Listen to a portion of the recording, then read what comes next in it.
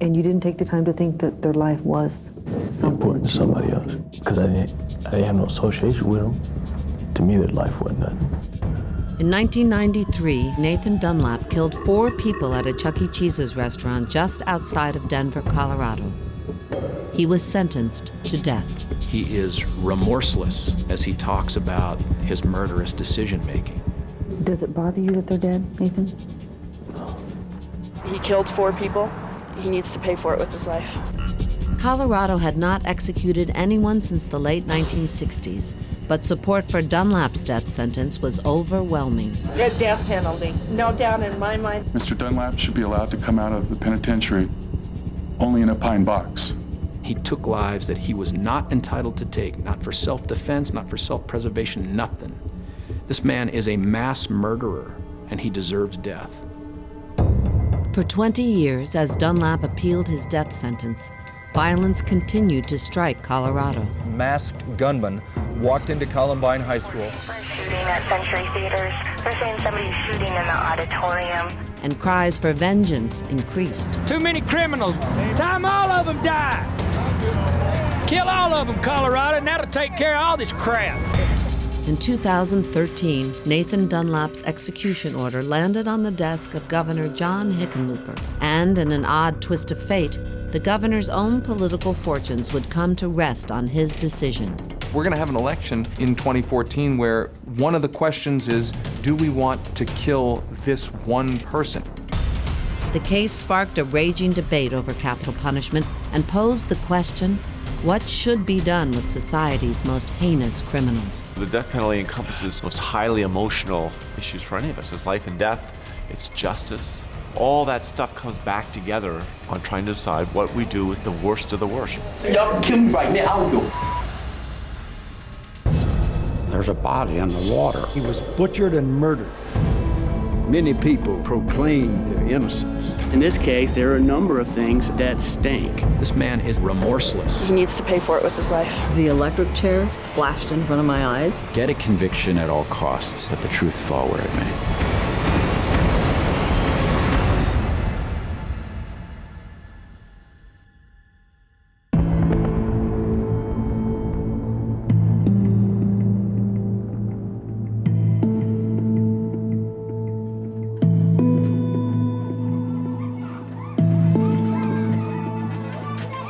In Aurora, Colorado, on the night of December 14th, 1993, evil was about to strike in the most unlikely of places. It was Chuck E. Cheese. It was a family place. You go there to play games. You go there to play with your kids. 20-year-old Bobby Stevens, father to a newborn baby boy, was working a double shift in the pizza restaurant's kitchen. I picked up the Chuck E. Cheese job as a second job to help with the income and, help with Christmas that was coming. I'd only been there for 2 weeks, but it was business as normal.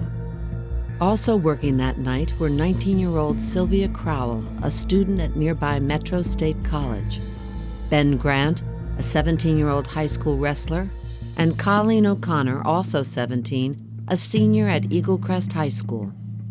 Marge Kohlberg, 50, and a mother of 2, was working her first night alone as manager.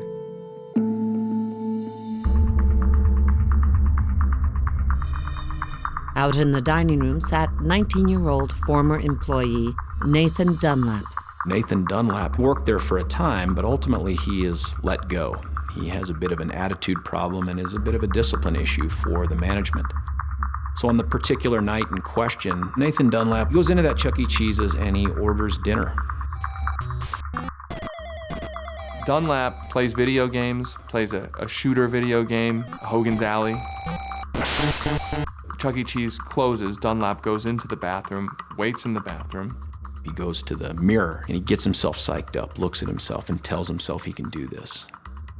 And he pulls out his gun and he walks outside and he starts to shoot people in the head. Bobby Stevens was walking inside after a smoking break. As I went back into work is when I started hearing the gunshots. I thought somebody dropped something. Sylvia Crowell, who had been cleaning the salad bar, was the first person shot. She never saw Dunlap coming. Ben Grant, vacuuming, was killed next. heard the next 2 shots. The only thing that came to my mind was the kids are out there popping the balloons. Colleen O'Connor saw Dunlap approaching. She sank to her knees, clasped her hands together, and pleaded for her life. But Dunlap fired a bullet through the top of her head. I was loading some utensils into the dishwasher.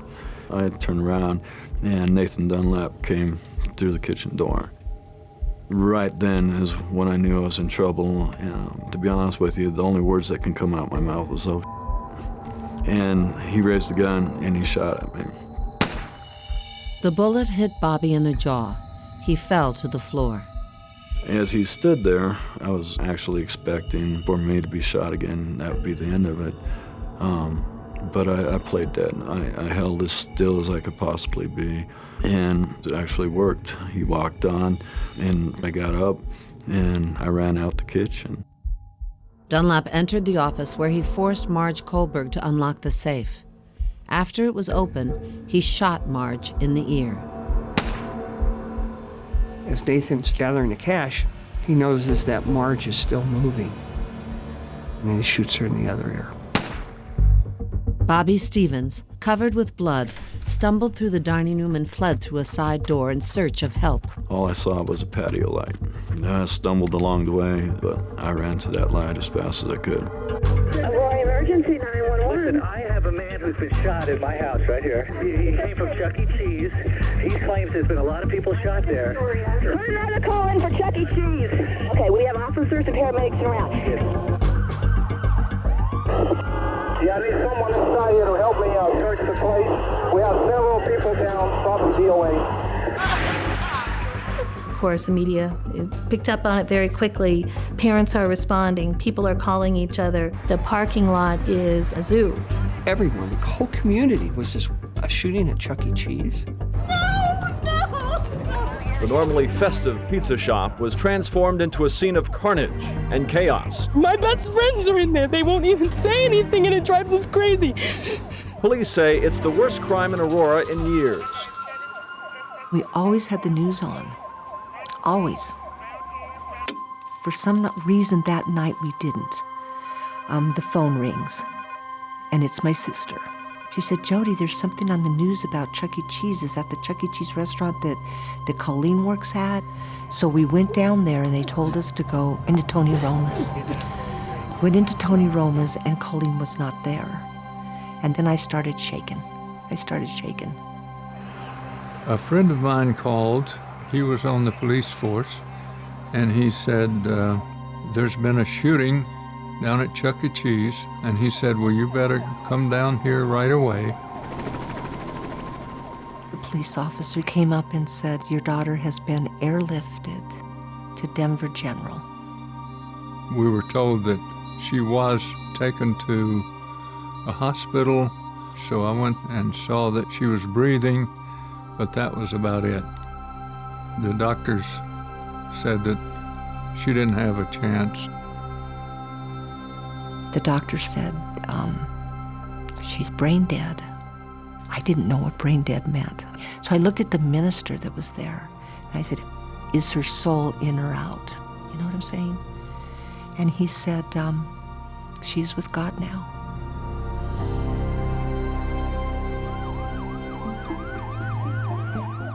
Outside Chuck E. Cheese's, police canvassed the crowd for leads. My partner says, you're not going to believe this. We just talked to a guy outside who was telling us who did this. He said his name is Nathan Dunlap, and he's an ex-employee here, and he'd been bragging to people he's going to come back and kill a manager. So we had the name right off the bat. Police had a suspect, but now they had to find him. And once they did, the story would become more complicated than they ever could have imagined. As police in Aurora, Colorado began investigating the brutal murders at Chuck E. Cheese's, they immediately focused on a suspect, disgruntled ex-employee Nathan Dunlap. Dunlap had apparently been very open about his plans. Sometime in December, he begins to tell his compatriots, his friends, that he intends to rob Chuck E. Cheese's and he's going to kill everybody in there. Following the shooting, concerned parents rushed to the scene. Among the crowd was Nathan Dunlap's mother, Carol. We started talking with her. And her views at that point was that he didn't do this, but if you think he did, let's get this taken care of. She called him and she told him, you need to come home and talk with the police right now. They ended up finding him at his girlfriend's house. He was having sex with her, and when he got the call to come back to his house, which was his mother's home, he got in the shower.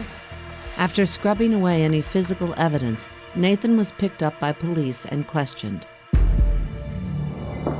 Left my house around 9:20 in the evening.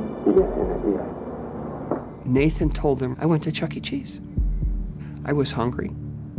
I went in, ordered a sandwich. After that, few minutes later, Nathan said he learned about the massacre from the news. They thought for sure he's part of this, but what do we have to hold him? Nothing. Shooting survivor Bobby Stevens was unconscious in the hospital and unable to help police. But once they interrogated Nathan's girlfriend, Tracy, things changed. Tracy admitted Nathan had arrived at her house with bundles of cash and a gun, asking her to help dispose of the evidence. That afternoon, police took Nathan into custody. Over the next few weeks, investigators learned that before going to Tracy's house, Nathan visited 2 other friends and bragged about killing people, execution style, at Chuck E. Cheese's. He told them what he did. He showed them the evidence of it. He showed them money. He showed them trinkets that he'd picked up. These other people, they were charged as accessories. On December 23, 1993, police charged Nathan Dunlap with 4 counts of first-degree murder. Prosecutors would now need to decide what punishment to seek, life in prison or the death penalty. For local residents, the murders at Chuck E. Cheese's crossed a clear red line. Enough was enough. I became the district attorney of Denver in June of 1993, and it was at the beginning of what later became termed the Summer of Violence because of the amount of pretty high-profile crimes, and it was on the 10 o'clock news almost every night. An epidemic of violence is sweeping American children out of homes and classrooms and onto our meanest streets. Cops say they've never seen anything like it. Our quality of life is being threatened when our children can't play in the street. I mean, there were children that were just random victims because one gang member shot at another. Our babies, it's our babies. Let's leave these babies alone. I'll tell you, the public was frightened. Amplifying nationwide fears, the media seized upon a label for a new class of ultra-violent offenders. Criminologists call them super predators, as Deborah says. Super predators? Yes. Super predators. The super predator was about juvenile kids who had access to guns and didn't seem to have developed a conscience over time. Police departments in our cities warn of a new generation of, quote, super predators who have no compunction about taking human life. And the narrative became about violence, gang violence, juvenile violence, and having Nathan Dunlap kill 4 people at a Chuck E. Cheese just fed right into all of that. For many, Nathan was the definition of a super predator and deserved nothing less than death. He had escalating violence throughout his teenage years. He started robbing places with a golf club, and that escalated to guns eventually. We learned that Nathan Dunlap had been involved in some very serious crimes. Prosecutors first tried Nathan for one of the robberies and convicted him. With a violent crime now on Nathan's record, the DA's office announced they would aggressively pursue the death penalty.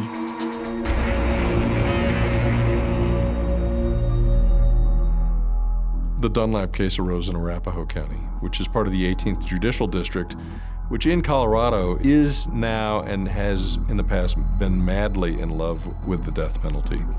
By the time Nathan's murder trial began in 1996, the verdict seemed to be a foregone conclusion. The trial then essentially becomes about whether what Nathan Dunlap did is deserving of the death penalty. In fact, before trial, Nathan's defense team made an offer to the state. Nathan would plead guilty in exchange for a life sentence. It comes down to what's the appropriate sentence that we were seeking. Is it appropriate to plead this to a life in prison? And It was not. At trial, Nathan's lawyers called almost no witnesses and offered little defense for his actions. It took the jury only 3.5 hours to come to a verdict. We, the jury, find the defendant, Nathan Jared Dunlap, guilty of murder in the first degree. And during sentencing, the jury delivered a clear message, giving Nathan 4 death sentences, 1 for each victim. It has to be all 12 jurors saying, I personally agree with a death sentence. If one person says no, then it's a life sentence. Though he'd been impassive during trial, at the hearing where the judge officially imposed the death sentence, Nathan responded directly to remarks by the victims' family members. Man, I don't give a about you, your mama, your whole mother family, man. You know what I'm saying? Sir. I don't give a about you, man. Nathan lost it. He blew up. He was screaming. I ain't take none of your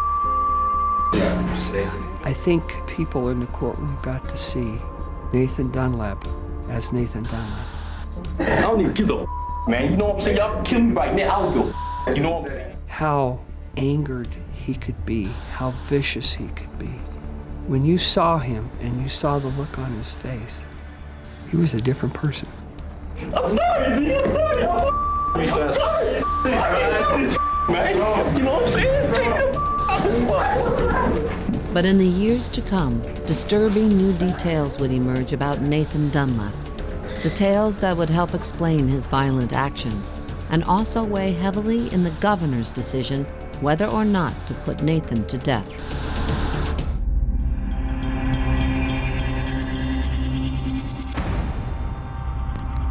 Before Nathan Dunlap was sentenced to death for killing 4 people at a Chuck E. Cheese's restaurant, questions began to arise about his mental state.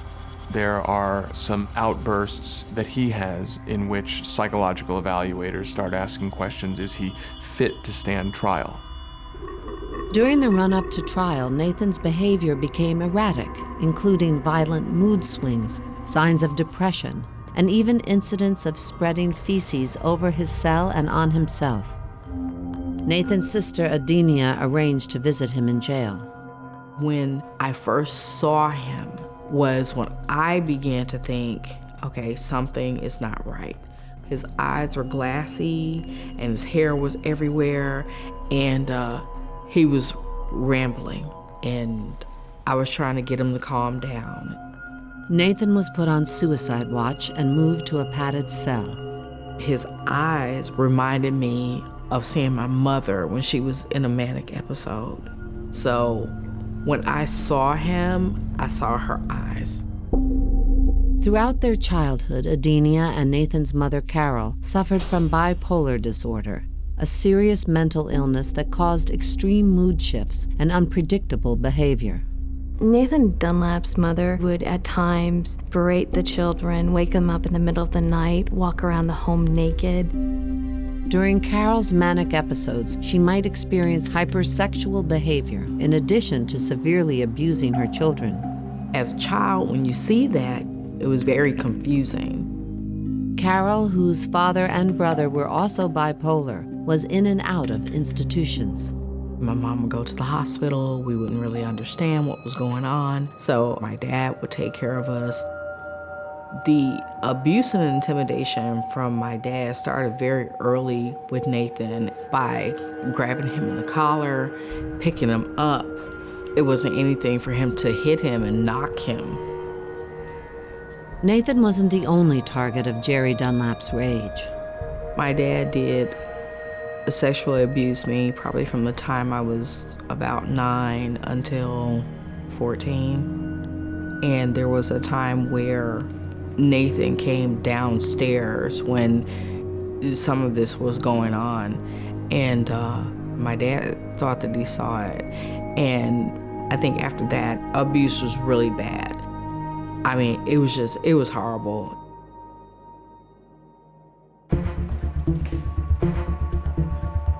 Due to the severity of his crime and signs of mental instability, before trial, Nathan was sent for testing. He was brought down to Pueblo for a psychological evaluation about whether he was legally insane. Numerous psychiatrists at the Colorado Mental Health Institute observed Nathan. trying to determine whether he was competent to stand trial. We're identifying that what he's looking like is similar to what we've experienced with my mother, her brother, and her father. They spent time observing him very closely and sent him back with a report that didn't just say Nathan Dunlap was competent to stand trial, but said that he was a malingerer, a faker, that he tended to enhance or invent symptomology consistent with what he wanted to be true. But state psychiatrists never had full access to Nathan's medical records or family history, and the defense believed the evaluation was biased. There's an entire argument over whether he actually does have mental health problems or whether he's faking in an effort to make an insanity plea or avoid the death penalty. During trial, Nathan's attorneys never mentioned his psychiatric evaluations or the idea that he may have been suffering from a mental break during the massacre. The defense is afraid that if those charges of malingering came out, it would actually inflame the jury even further against Nathan Dunlap. So it's never a factor in the ultimate death penalty verdict.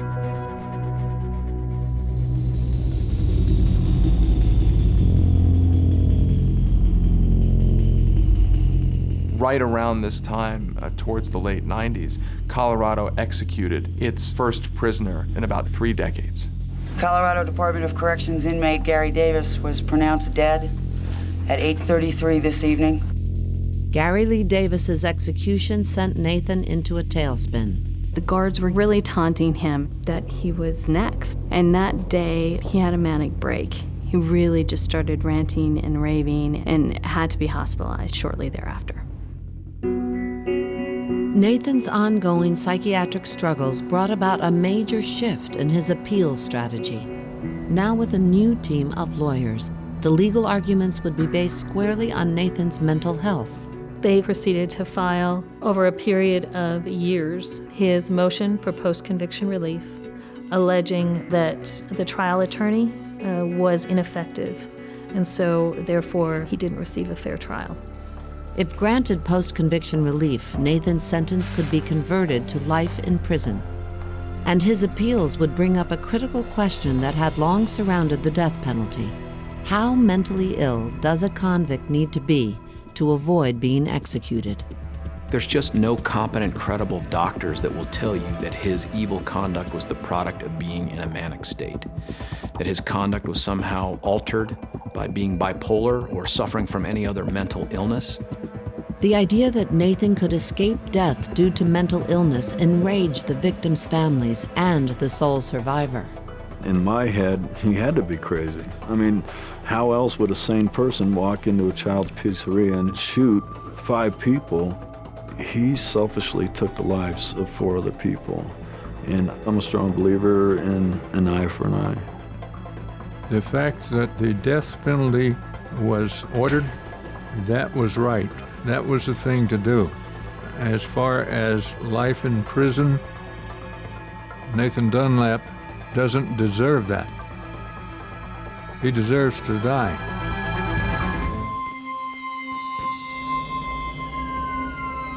In June 2005, 12 years after the Chuck E. Cheese's massacre, another crime occurred in Aurora that would have a profound effect on the Nathan Dunlap case and the death penalty in Colorado. Javad Marshall Fields and his fiancée Vivian Wolf were on their way out to dinner. Javad had a brilliant smile. Vivian just loved life. They were both recent graduates from Colorado State University. She had just graduated with a BA in nutrition, and my son had just graduated with a bachelor's degree in speech communication and rhetoric.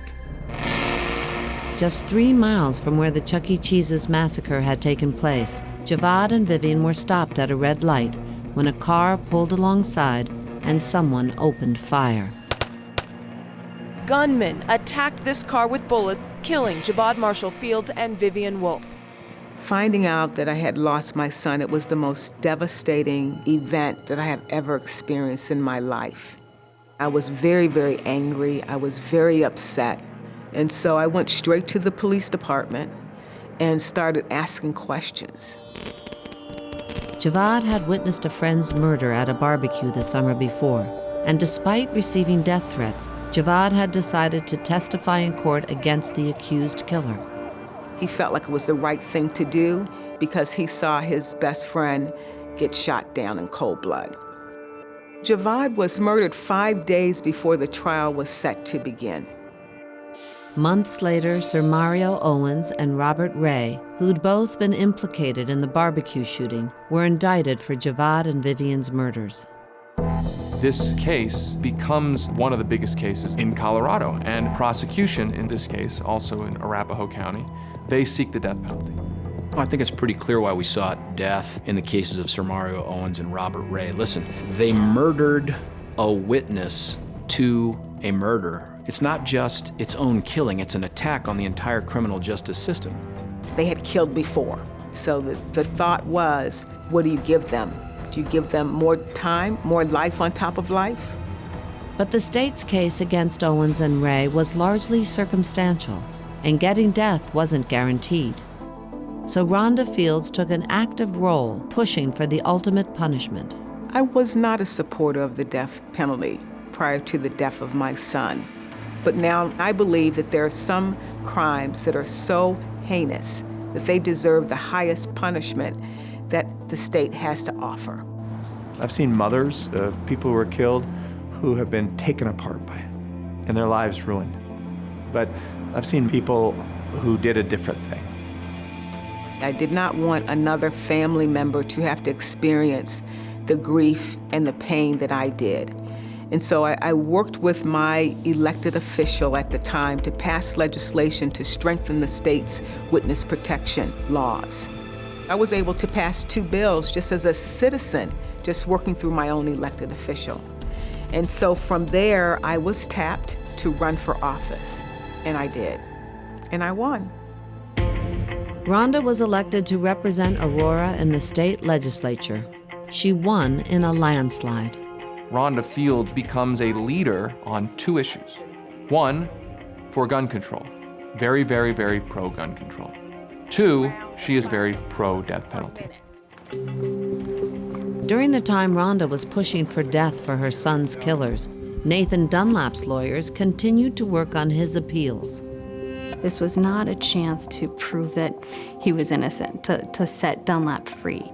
The focus was on his mental health and any other mitigating factors that could have gone into a jury's decision about whether he should be put to death. Nathan Dunlap's attorneys make a pretty powerful case about bipolarity, saying that this was not properly explored in the original case. By 2006, prison doctors had finally diagnosed Nathan as bipolar and put him on the powerful drug lithium. Once medicated, Nathan's behavior on death row changed radically, and he became a model prisoner. He was an entirely different person from the young man even that I knew. So it certainly has to be a part of why he did what he did. As Nathan's appeals were being reviewed by the courts, a movement to fully ban capital punishment in Colorado was picking up speed.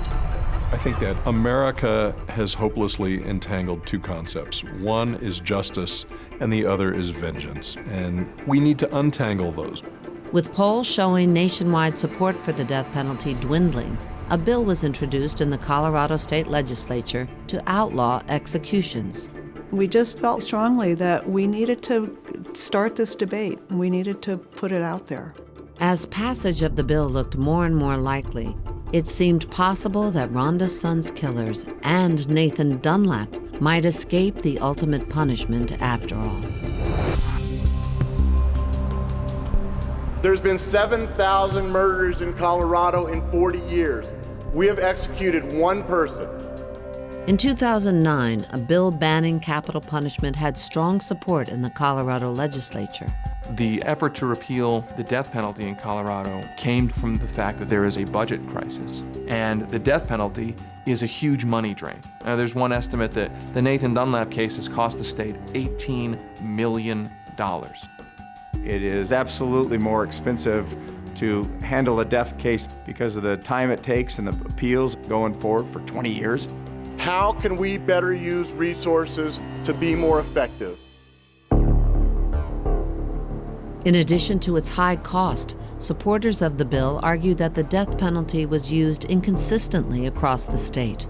In some counties, the district attorneys go after a life without parole sentence. In some counties, they're known for going after the death penalty.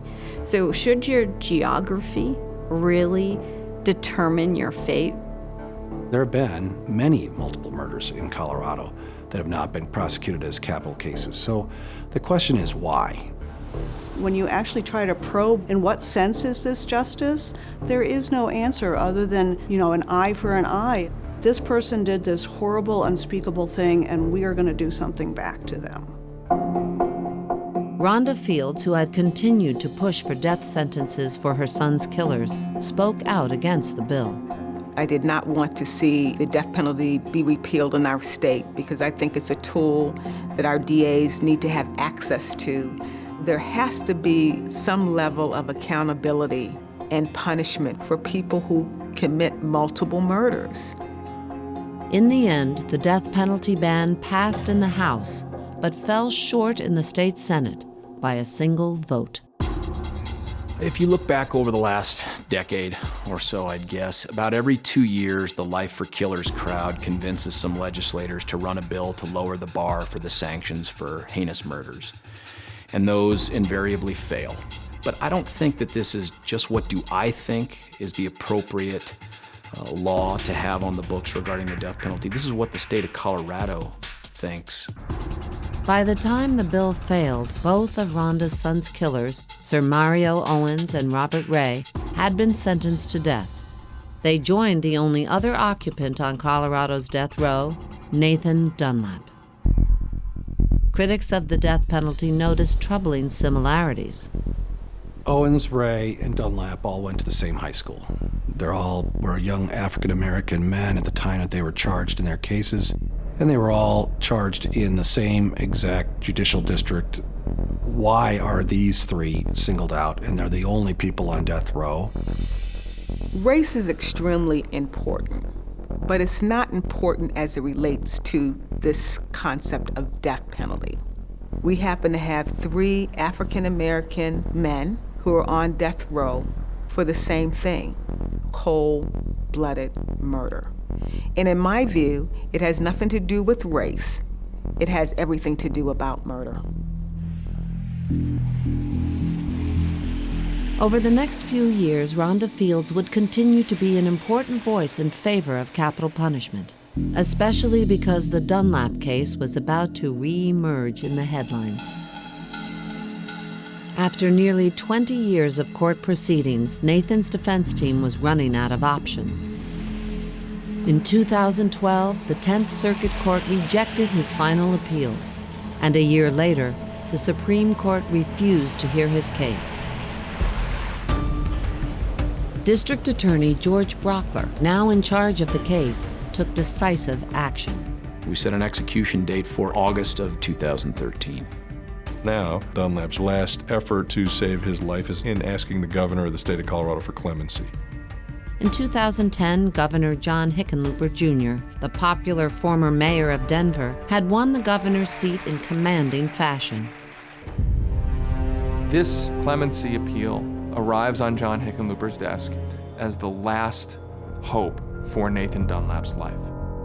With eyes across the nation watching Colorado, Governor Hickenlooper would be forced to decide whether Nathan Dunlap should live or die.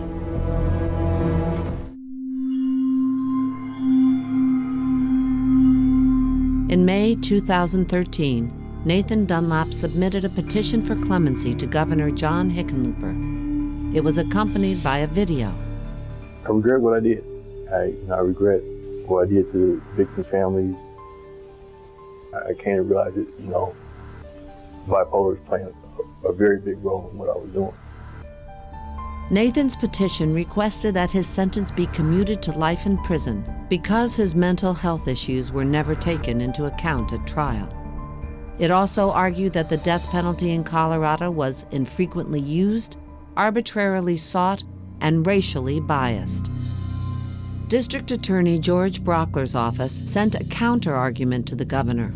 We addressed the mental health issues. They'd all been raised before in appellate court levels, and now they were being raised yet again to ask the governor to act as like the 13th juror, the super juror.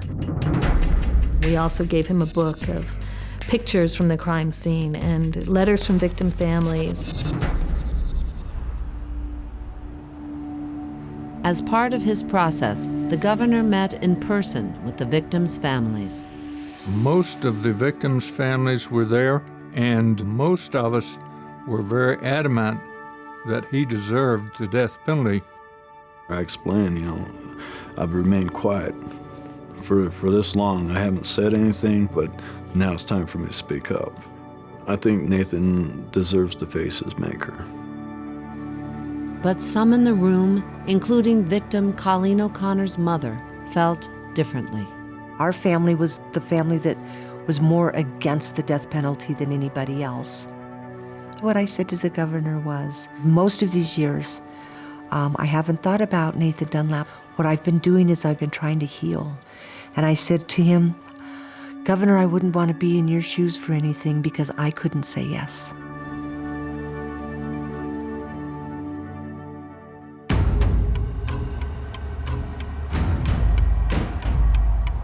The governor has a lot of power here to sign a death warrant or to commute a sentence. And so you're really presented with, I think, one of the more difficult things a human being can be presented with, is that final decision that comes down to just you. On May 22, 2013, Governor Hickenlooper called the families to inform them of his decision. He then stepped in front of the cameras. What we decided is to grant a temporary reprieve. The point of having a temporary reprieve rather than clemency is really out of respect to the rule of law. John Hickenlooper ultimately decides to temporarily postpone the execution. Temporarily, but indefinitely. In the sense of, as long as I'm governor, Nathan Dunlap will not be executed. A reprieve is the last thing anybody expected. It's kind of a yes or a no issue, and a reprieve just defers it.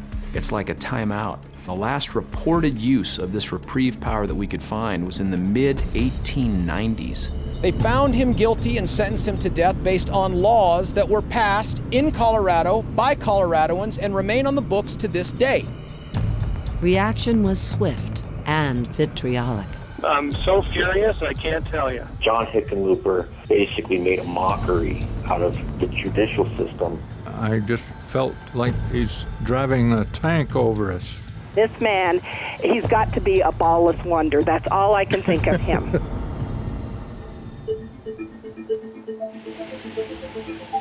I mean, we knew when we made this decision that we were making the hardest decision, right? That we would be criticized from both sides.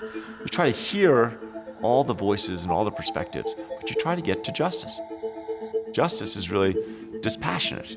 That's part of the governor's role when the governor comes in after this whole arc of judicial process and has to say, do we miss anything? Is this really the right decision? There's no question that this was cold-blooded murder in the most evil sense. Even to this day, I can remember listening in 1993 to the details of what happened in Chuck E. Cheese. And you feel a physical repulsion and a hatred. It's almost visceral, right? But that's not when you should make decisions, and that's not, necessarily where justice comes from. The governor acknowledges that Dunlap's psychiatric history played a role in his reprieve. But his executive order also calls into question whether the state should be putting people to death at all. Death is different, right? It's final. And the finality of it is so powerful that I think it makes all of us look at it in a different sense. There's a reason why now 18 states have banned the death penalty, and I wanted the entire state to have an examination of the issues around the death penalty, whether it is effective policy or whether it is something that is broken and really doesn't function very well. But by making the reprieve temporary, the governor left open the possibility that the next election will decide Nathan Dunlap's fate. And the day after his announcement, one of the governor's biggest political opponents declared his candidacy. If I'm elected governor, let's see, 20 minutes after I actually enter the office and get a pen in my hand, I will rescind the order. When the death penalty is subjected to an election, whether a gubernatorial election, in this case with Nathan Dunlap, or a ballot measure, we are saying essentially that the emotions of the mob should rule. Certain things are simply not up for a popular vote, and I believe whether someone lives or dies should be one of those things. It goes back to public stonings and lynchings, We don't have mob justice.